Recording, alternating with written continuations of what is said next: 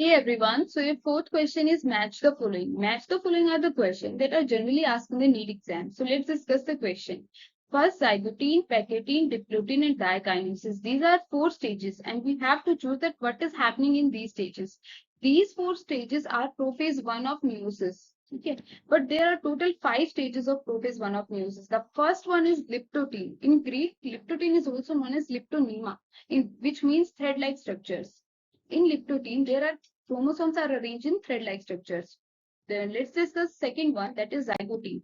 What is zygotene? Zygotene is also known as yolk thread stage. Zygotene is also known as zygoderma. Chromosomes become shorter and thicker. क्या होता है zygoderma में? Chromosomes short हो जाते हैं और thick होने लग जाते हैं.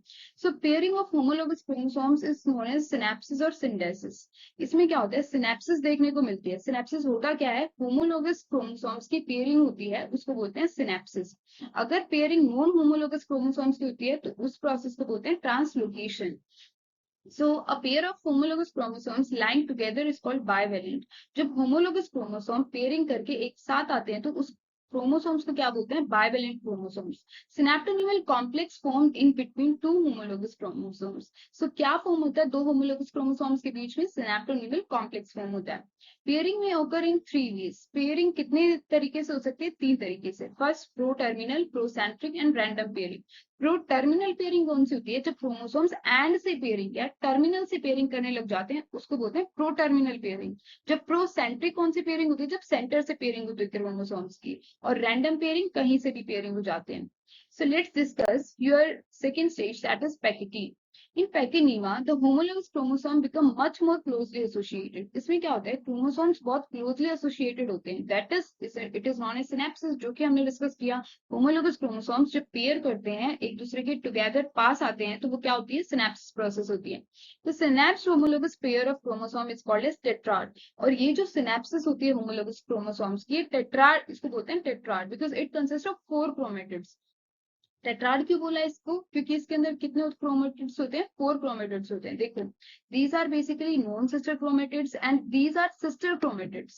So it can be observed until the next stage, but the synapse chromosome may undergo crossing over in pachynemia. देखो, zygote में क्या हो रहा था? Synapses हो रही थी. Pachytene stage में क्या हो रही है? Crossing over हो रही है. The chromosome continue to condense. और इसमें क्या होता है? Pachytene stage में chromosome condense होते रहते हैं. Let's discuss your next.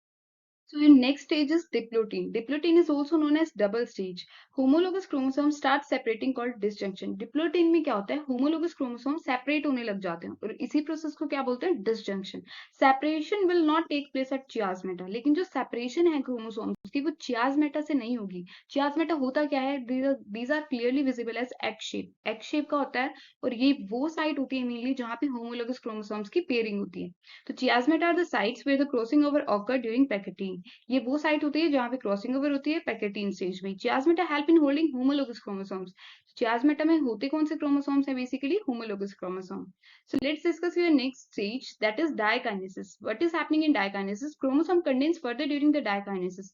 Diakinesis में क्या होता है? क्रोमोसोम फिर से फर्दर कंडेंस होने लग जाते हैं और इसका ग्रीक में क्या मतलब होता है? Moving through. और इसका मतलब वो मूविंग कर रहे हैं. तो this is the first stage in meiosis where the 4 parts of the tetrads are actually visible.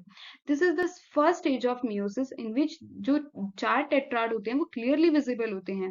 So in this stage the homologous chromosomes separate further and the chiasmata terminalize making chiasmata clearly visible. इसमें क्या होता है? homologous chromosome separate होने लग जाते हैं और ये जो X shape structure है ये terminal बिल्कुल end पे आ जाता है और देखो ये clearly visible कर देता है chromosomes को.